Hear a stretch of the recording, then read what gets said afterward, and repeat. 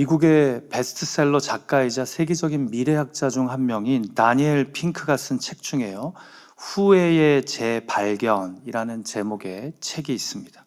이 책에서 저자는 인간의 후회를 크게 네 가지로 구분하는데요. 첫 번째가 근본적 후회입니다.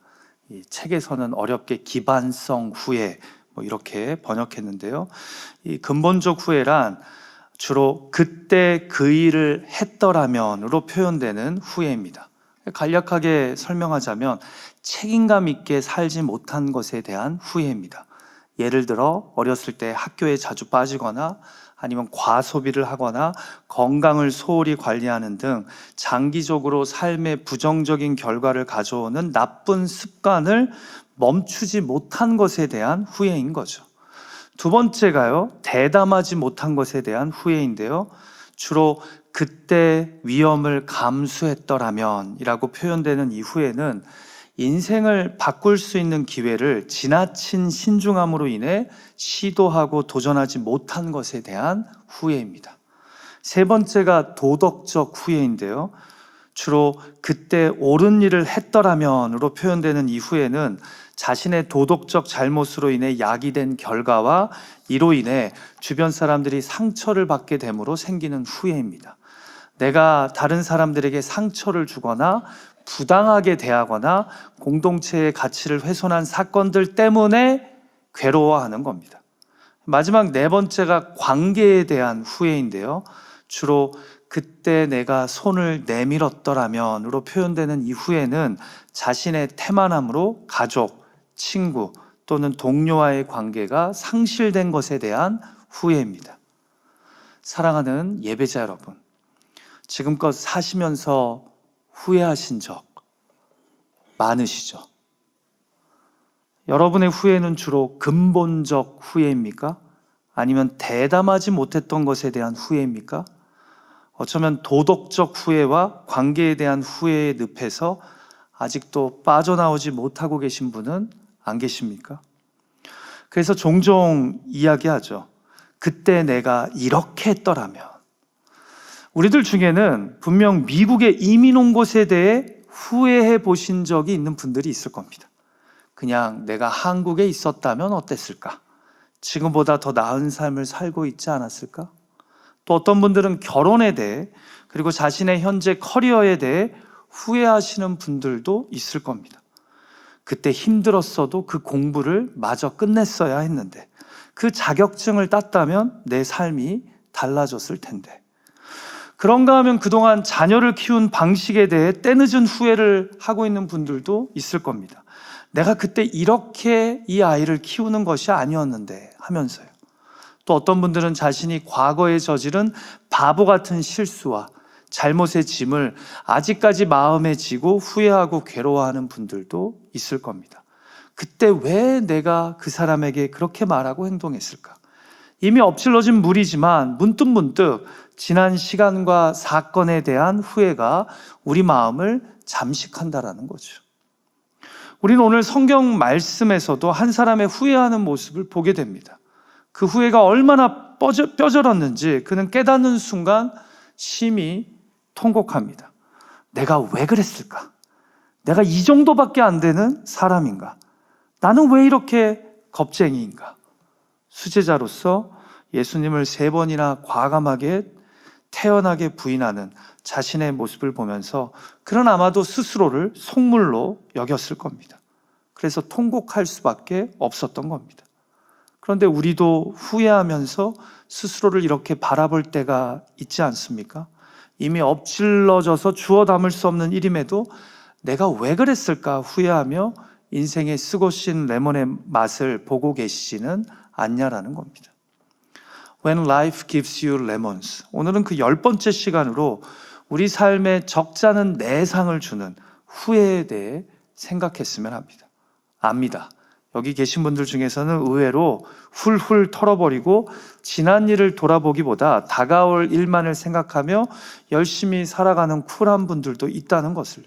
그러나 의외로 우리들 중에는 후회의 깊은 늪에 빠져서 자신의 현재 인생을 한탄하며 내가 그때 이렇게 했다면, 내가 그렇게 하지 않았다면 어땠을까? 자신을 자책하며 살아가는 분들이 분명 있습니다. 그래서 이미 지난 일임에도 오늘의 삶을 쓰고 신 레몬맛처럼 살아가는 분들이 있다는 거죠. 누가 그런 말을 했죠. 우리는 실수보다 후회로 더 상처받는다고요. 기도하기는 오늘 이 시간 성령께서 내 마음 깊은 곳에 감춰있던 후회의 순간을 떠올리게 하실 때 위로하시고 다시 소망 주시는 주님의 은혜가 있기를, 그래서 후회를 뛰어넘어 믿음의 발걸음을 내딛는 저와 여러분이 되기를 주님의 이름으로 축복합니다. 자, 성경은 베드로의 이야기를 통해 후회라는 인생의 레몬에 대해 무엇을 말씀합니까? 살아가면서 쓰고 신 후회를 경험할 때 우리는 무엇을 기억해야 합니까? 자, 첫 번째로 우리가 오늘 본문에서 발견하게 되는 성경의 메시지는요, 후회는 우리 모두의 이야기라는 점입니다. 무슨 말입니까? 우리는 종종 후회 없이 살고 싶고 때로는 나는 내 삶을 후회하지 않는다고 자랑스럽게 주장하기도 하지만 안타깝게도 실제 그런 인간은 있다는 거예요? 없다는 거예요? 없다는 겁니다. 우리 모두는 다 후회합니다. 후회하는 때가 찾아옵니다. 후회 안 하는 척 하는 거지 다 후회한다라는 거죠. 그리고 후회를 통해 우리 인간의 실체를 깨닫게 된다는 거죠. 우린 이것을 오늘 본문의 주인공인 베드로를 통해서도 여실히 확인하게 됩니다.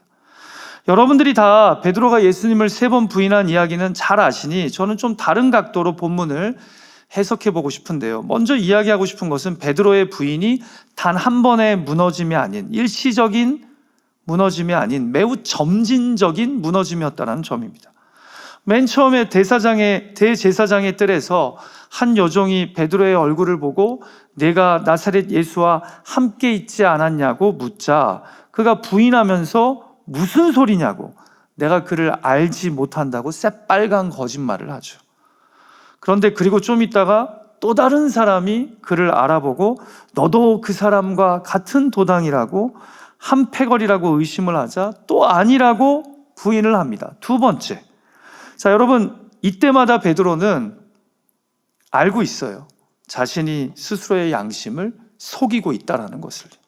자, 그런데 성경은 또 1시간쯤 있다가 또 다른 사람이 합리적인 추궁을 했음을 우리에게 알려줍니다.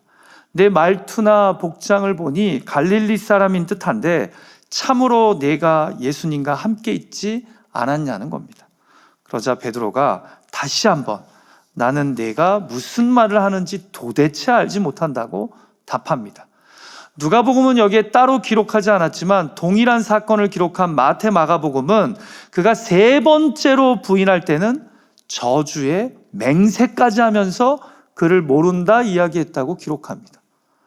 저주는 예수님을 향한 거죠. 그리고 맹세는 자신에게 질문한 자를 향한 것이겠죠. 그만큼 나는 나사렛 예수와는 관련이 없다는 겁니다. 여러분, 한 번 부인도 후회스러울 텐데 3번이나, 그것도 마지막엔 저주의 맹세까지 하면서 부인한 것은 정말 베드로라는 인간에 대해 깊은 실망감을 갖게 만듭니다.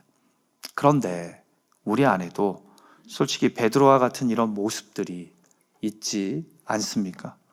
우리 모두는 후회하지 않을 인생을 살 수 있을 것처럼, 또 나는 후회할 말과 행동은 전혀 안 할 사람처럼 자신을 믿고 기대하지만 우리도 베드로처럼 이렇게 무너질 때가 찾아온다라는 겁니다. 한 번 무너져도 창피한데 베드로처럼 2번, 3번 이렇게 점진적으로 완전히 무너지는, 그래서 씻을 수 없는 후회를 하게 되는 일들이 우리 삶에도 생긴다라는 거죠. 거기다가 우리 모두는 알지 않습니까? 예수님이 베드로의 부인을 예언하셨다는 것을요. 그래서 베드로의 부인이 더 후회스러운 겁니다. 자신이 단언을 했거든요. 같이 앞선 22장 33절과 34절 말씀 함께 읽어볼까요? 예수님이 베드로의 부인을 예언하자 그가 한 대답입니다. 같이 읽죠. 그가 말하되 주여 내가 주와 함께 오게도 죽는 데에도 가기를 각오하였나이다. 이르시되 베드로야 내가 내게 말하노니 오늘 닭 울기 전에 내가 3번 나를 모른다고 부인하리라 하시니라. 3번이나 부인한 것도 얼굴 들기 창피한데 거기다가 자기는 절대로 그럴 일이 없다고 장담을 했던 게 바로 베드로였습니다. 나는 주와 함께 오게도 죽는 데에도 함께 가기를 각오했습니다. 그런데 그가 지금 어디 있어요? 예수님은 대제사장의 감옥에 갇혀 있는데 그는 뜰에서 불을 쬐고 있습니다. 함께 있지 못하고 멀리서 보고 있는 거죠. 여러분, 닭이 우는 순간 베드로는 완전히 무너졌을 겁니다. 왜요? 나는 주와 함께 죽겠다고, 오게도 함께 하겠다고 했는데 3번 부인하고 정말 닭이 울어버렸기 때문입니다. 이처럼 베드로는요, 우리에게 인간의 실체를 보여줍니다. 후회는 특별한 사람만의 일이 아니라 우리 모두의 이야기라는 것을요. 사랑하는 예배자 여러분, 후회는요, 단지 잘못된 행동의 결과만이 아니라 어떻게 보면 자기 자신에 대한 오해가 무너질 때 찾아오는 감정입니다. 베드로는 사실 예수님을 배신한 것이 아니라 자기 자신에 대해 잘못 알고 있었던 겁니다. 나는 저런 사람들하고는 달라. 나는 도덕적으로 훨씬 우월해. 다른 사람은 몰라도 나는 그렇지 않아 라고 생각했던 베드로에게 이 3번의 부인은 그가 어떤 사람인지를 제대로 알려주는 겁니다. 그래서 인간에게 후회란 궁극적으로 나에 대한 착각이 무너질 때 찾아오는 감정입니다. 성경적으로 볼 때 후회는 자기를 잃어버리는 것이 아니라 오히려 진짜 자신을 만나는 통로가 됩니다. 되게 제가 중요한 말들을 많이 하는 것 같아요. 그리고 이처럼 후회가 우리 모두의 이야기임을 솔직하게 인정할 때 오히려 이것이 우리에게 반성과 변화의 계기는 만들지 몰라도 우리를 완전히 무너뜨리는 자책과 절망의 이유가 되지 않는 겁니다. 요즘도 잠을 청하면서 종종 지난 일들에 대한 후회가 밀려오십니까? 내가 그때 왜 그랬을까?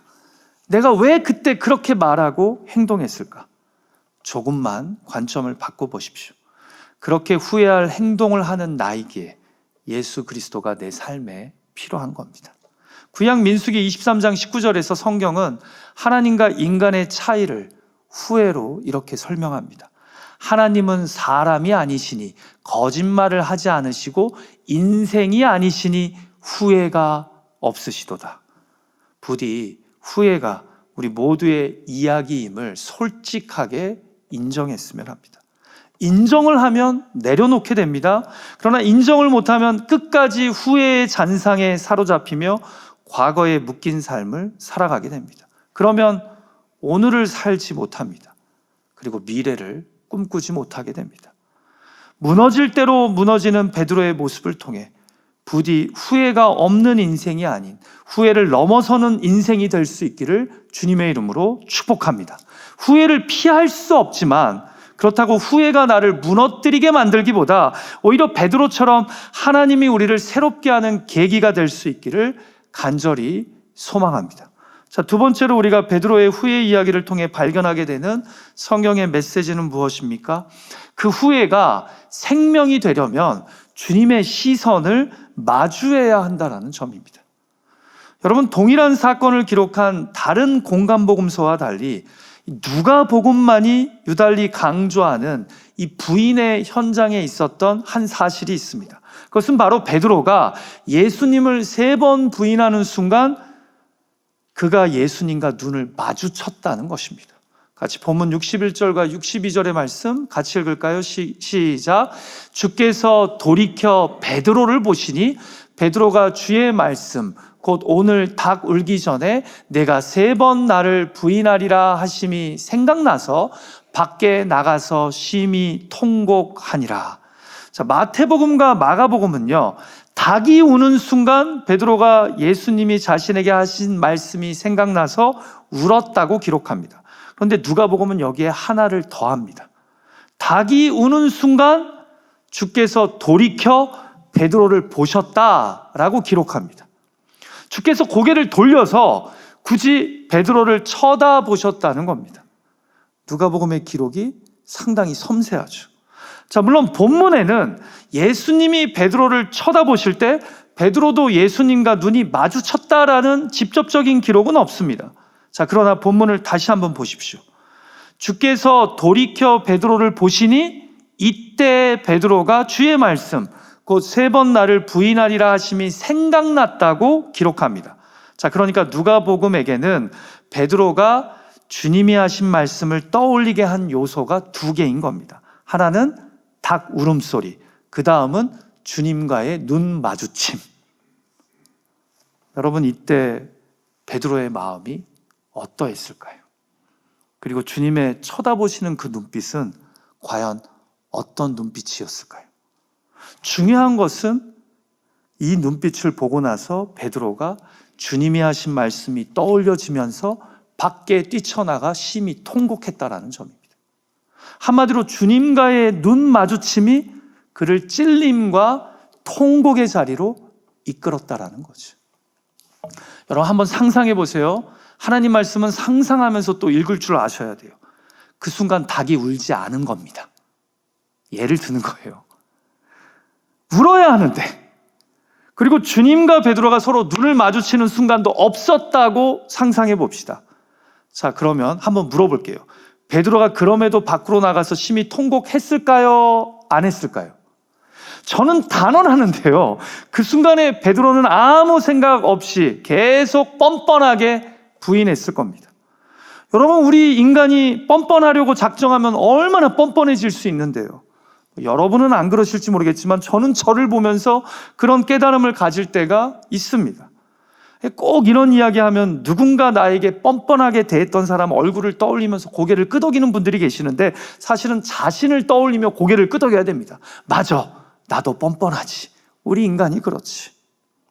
자, 그런데 닭이 울고 또 주님이 베드로를 쳐다보시기까지 합니다. 그 순간 그의 후회가 사망이 아닌 생명이 되는 기회를 얻게 되었다라는 거죠. 여러분, 이게 무슨 말이냐면요, 우리가 고린도후서 7장에 보면 사도 바울이 근심에 대해 이야기하면서 이런 흥미로운 말을 합니다. 우리를 후회할 것이 없는 구원에 이르게 하는 근심이 있고, 또 반대로 사망에 이르게 하는 근심이 있다고요. 자, 보통 우리가 후회를 하면 그로 인해 근심하잖아요. 그런데 후회가 만들어내는 근심에도 종류가 있다는 겁니다. 사람을 살리는 구원에 이르게 하는 근심이 있고, 아니면 사람을 결국 죽이는 사망에 이르게 하는 근심이라는 거예요.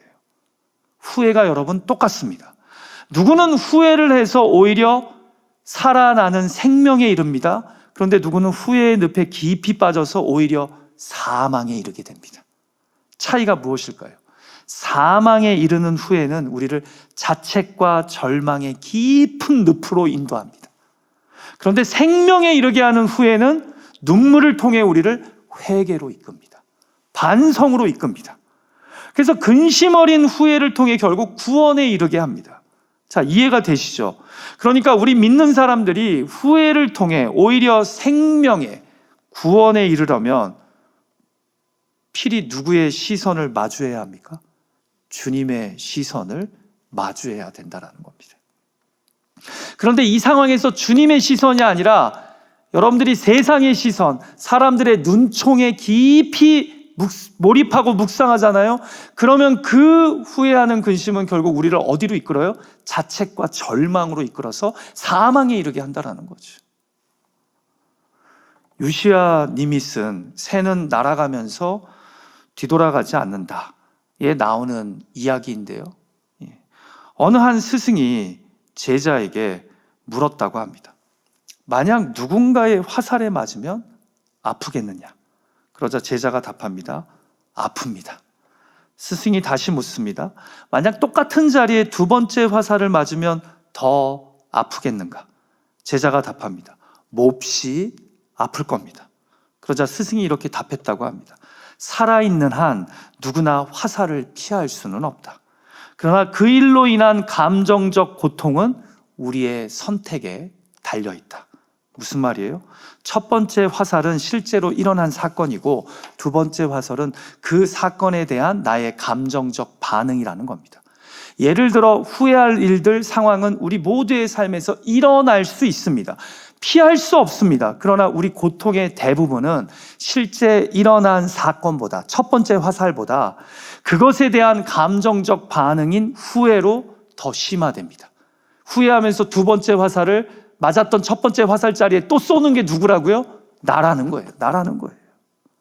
그것도 사망에 이르게 하는 자책하고 절망하는 후회의 화살 말입니다. 그래서 사실 우리를 정말 고통스럽게 하는 화살은 첫 번째 화살이 아니라 우리가 스스로에게 쏘는 두 번째 화살인 겁니다. 그게 바로 사망에 이르게 하는 후회라는 거죠. 여러분, 살면서 인생의 첫 번째 화살은 모두 다 맞을 수 있습니다. 그런데 두 번째 화살은 피해야 한다는 거죠.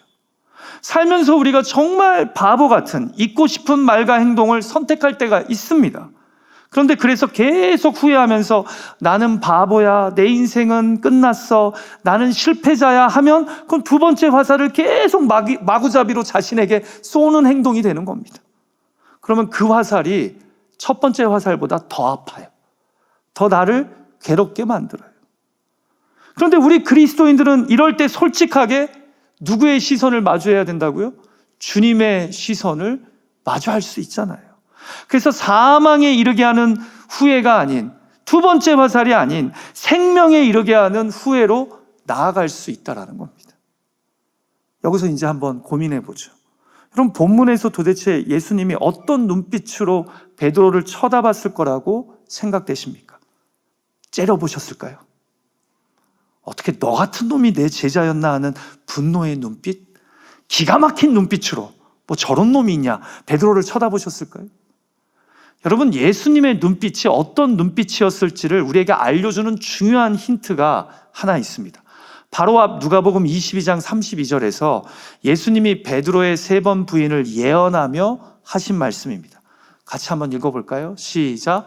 그러나 내가 너를 위하여 내 믿음이 떨어지지 않기를 기도하였노니 너는 돌이킨 후에 내 형제를 굳게 하라. 아멘. 여러분, 저는 솔직히 이 말씀을 읽을 때마다 마음에 잔잔한 떨림과 함께 감동이 밀려옵니다. 보세요. 너 나 3번 부인할 거야. 그런데 나는 내가 후회할 그 부인으로 인해 내 믿음이 떨어지지 않기를 기도하고 있단다. 네가 바보같이 후회할 행동을 하겠지만 나는 내가 그 후회에서 돌이킬 것을 믿는단다. 사망에 이르는 후회가 아닌 생명에 이르는 후회로 나아갈 것을 믿는다.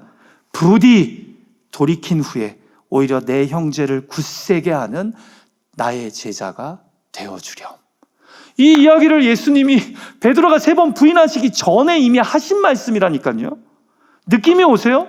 자, 이렇게 앞서 말씀하신 예수님이 정말 베드로가 3번 매몰차게 부인하고 결국 예수님과 베드로의 눈이 마주쳤을 때 어떤 눈으로 그를 쳐다보셨을 거라고 생각되십니까? 책망과 정죄의 눈빛으로 쳐다보셨을까요? 아니죠. 사랑의 눈빛으로, 불쌍히 여기시는 눈빛으로 그를 쳐다보지 않으셨을까요? 그의 그렇게 부인하는 모습까지도 다 이해하시는 그런 안타까운 눈빛으로 그를 쳐다보시지 않았을까요? 사랑하는 예배자 여러분, 마주한다는 것은 단순히 보는 것이 아니라 베드로에게는 자기를 직면하는 것이었습니다. 사람의 시선은 나를 부끄럽게 만들지만 주님의 시선은 나를 다시 살려내는 줄 믿습니다. 후회가 되는 순간 세상의 눈총이 아닌 주님의 시선을 선택할 때 우리는 자책과 절망이 아닌 회개의 자리로 이끌림받는 줄 믿습니다. 왜냐하면 우리를 바라보시는 예수님의 눈빛은 정죄가 아닌 나의 연약함을 이해하시고 그럼에도 회복되기를 기대하시는, 믿으시는 사랑의 눈빛이기 때문입니다. 예수님이 베드로에게 얘기하셨잖아요. 돌이킨 후에 오히려 내 형제를 굳게 하라. 나는 이 3번의 부인으로 네가 믿음의 길에서 떨어지지 않기를 기도하고 있다. 사랑하는 예배자 여러분, 후회가 사망이 아닌 생명을 낳는 회개로 이어지기 위해서는 세상의 눈총이 아닌 주님의 시선을 마주해야 합니다. 창피하고 괴로운 순간 사람들의 시선은 나를 부끄럽게 만들지만 주님의 시선은 나를 다시 살리시는 줄 믿습니다. 나의 후회는 지금 누구의 시선을 더 의식하고 있습니까? 세상의 시선입니까? 사람들의 눈총입니까? 아니면 우리 주님의 불쌍히 여기시는 사랑의 시선입니까? 주님의 시선을 마주하며 정직하게 울어본 것이 언제입니까? 부디 지난 일로 인한 우리 삶의 후회가 사망이 아니라 생명으로 나아가는 계기가 되기를 간절히 소망합니다. 그러기 위해서는 세상의 비난이 아닌 주님의 시선을 마주할 수 있는 그런 저와 여러분이 되어야 할 줄 믿습니다. 자, 마지막으로 오늘 본문 말씀을 통해 성경이 우리에게 주시는 인생의 쓰고 신 레몬, 후회에 대한 메시지는 무엇입니까? 흐르는 눈물이 결국 후회를 회개로, 그리고 회개를 사명으로 바꿉니다. 여러분 아시다시피 오늘 본문은요, 베드로가 예수님과 시선이 마주친 후 밖으로 뛰쳐나가 통곡하는 것으로 끝이 납니다. 아쉽죠?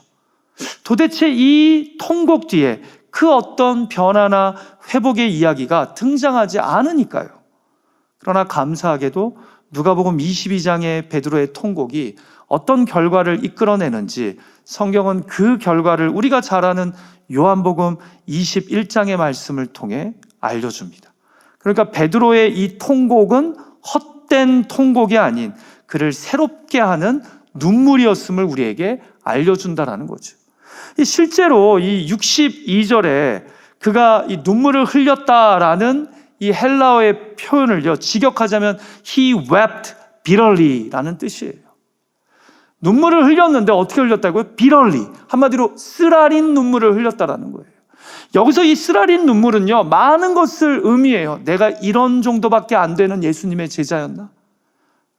나 같은 사람이 얼마나 연약하고 배신할 수 있는 존재인지를 깨닫는 가운데 나오는 쓰라린 눈물이었겠죠. 근데 이 쓰라린 눈물에는 내가 이러한 삶에서 벗어나기를 원하는 그의 간절함이 또한 담겨 있다고 저는 생각합니다. 그러니까 이 눈물은 단지 자책의 눈물이 아니라 결국 부활하신 예수님을 베드로가 다시 만나 회복되는 길을 열은 눈물이었다라는 거죠. 우리가 같이 요한복음 21장 17절 말씀을 볼까요? 그가 갈릴리 바닷가에서 예수님을 다시 만난 후에 경험한 일을 기록하고 있습니다. 같이 읽죠. 시작. 세 번째 이르시되 요한의 아들 시몬아 내가 나를 사랑하느냐 하시니 베드로가 근심하여 이르되 주님 모든 것을 아시오매 내가 주님을 사랑하는 줄을 주님께서 아시나이다. 예수께서 이르시되 내 양을 먹이라. 갈릴리에서 어부일이나 다시 하고 있는 베드로에게 예수님이 찾아오세요.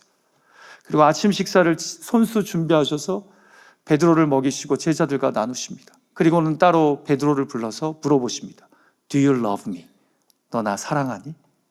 자, 근데 중요한 건 이 질문을 몇 번 하세요? 총 3번 하세요. 3번 부인한 베드로에게. 여러분, 저는 이런 상상을 하게 돼요.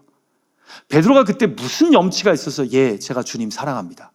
예, 주님 사랑한다니까요. 그리고 마지막 3번째도 근심하지만 주님이 모든 것을 아시오매 내가 주님을 사랑합니다 라고 감히 답할 수 있었을까?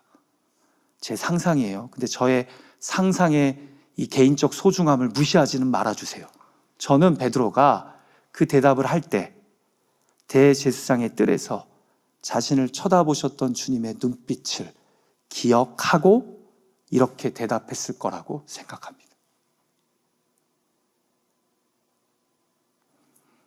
나를 불쌍히 여기시는 예수님의 눈빛, 자신을 3번이나 부인했음에도 분노의 눈빛을 보이시기보다 다 이해한다는 눈빛으로 나를 쳐다보셨던 주님, 그리고 나에게 부인을 이야기하시며 나는 너가 믿음에서 떨어져 나가기를 원치 않아 기도하고 있단다. 내 믿음을 위해 기도하고 있다.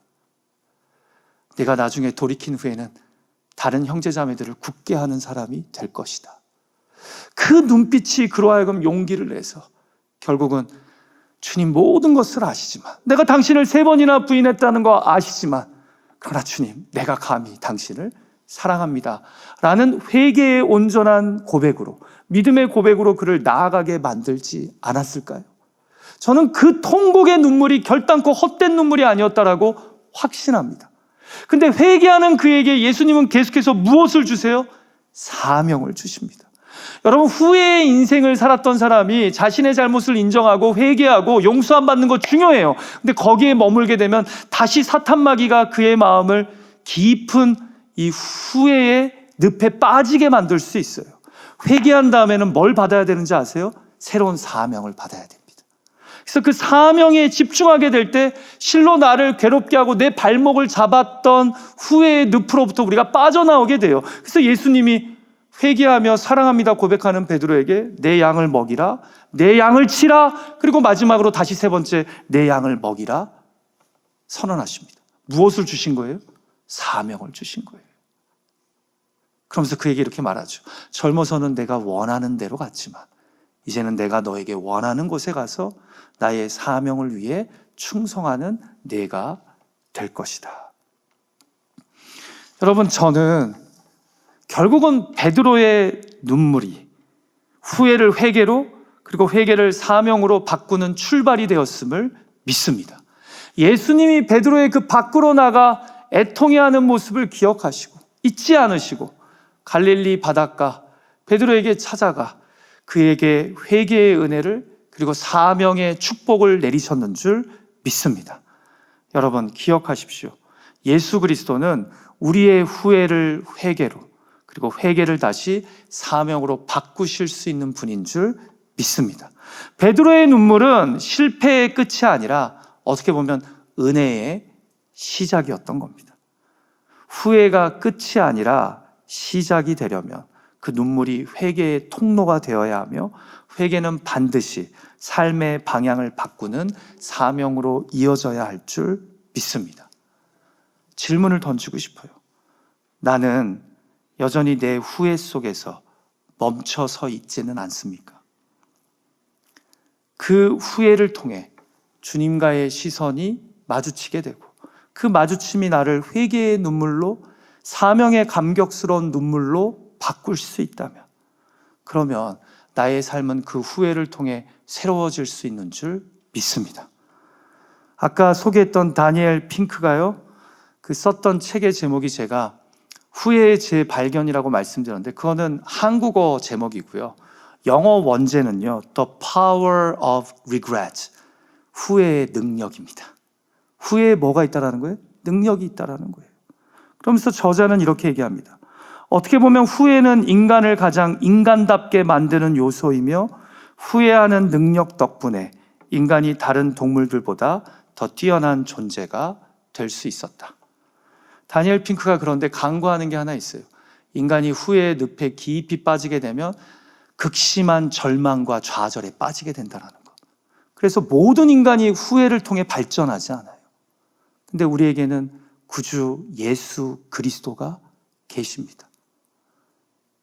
지나간 많은 후회의 순간들, 그 후회의 순간들을 주님과의 눈빛이 마주치는 그런 영적 하나됨, 연합을 통해 오히려 나를 새롭게 하는 계기로 삼을 수 있는 저와 여러분 되시기를 주님의 이름으로 축복합니다. 어쩌면 여러분이 제일 후회스러워하는 그 순간, 그 문제, 그 관계가 여러분들에게 사명의 자리일 수 있습니다. 그래서 오히려 후회를 오버컴하는 그런 은혜가 저와 여러분의 삶 가운데 경험되기를 주님의 이름으로 축복합니다. 잊지 마십시오. 후회는 우리 모두의 쓰고 신 이야기입니다.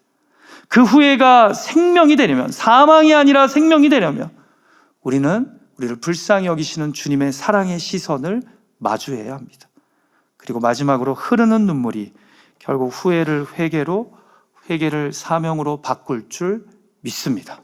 이렇게 우리 인생의 쓰고신 레몬인 후회를 뛰어넘어 신실하게 믿음의 길 끝까지 걸어갈 수 있는 저와 여러분 되시기를, 그렇게 사명의 자리로 나아갈 수 있는 우리가 되기를 주님의 이름으로 축복합니다. 같이 기도하죠.